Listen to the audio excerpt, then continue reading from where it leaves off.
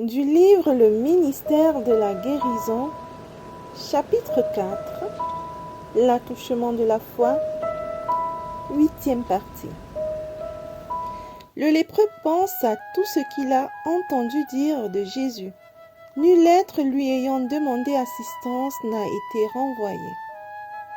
L'infortuné décide d'aller trouver le Sauveur.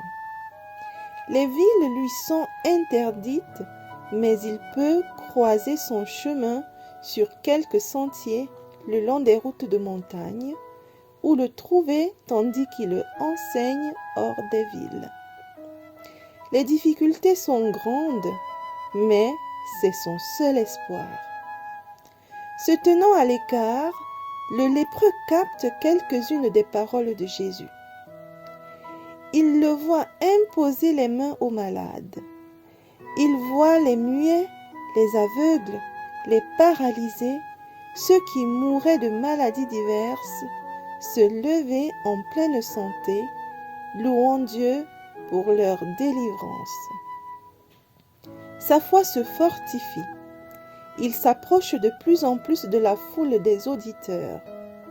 Il oublie tout, les restrictions imposées, la sécurité de ses semblables, la crainte avec laquelle on le regarde.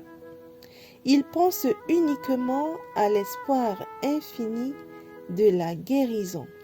Il offre un spectacle repoussant. La maladie a fait des ravages effrayants. Son corps décomposé est horrible à regarder. À sa vue, les gens reculent.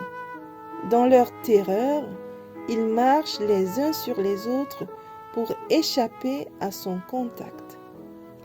Quelques-uns essaient, mais en vain, de l'empêcher de s'approcher de Jésus. Il ne les voit ni il ne les entend. Il ne voit pas leur expression d'horreur, il ne voit que le Fils de Dieu, il n'entend que la voix qui parle de vie aux mourants.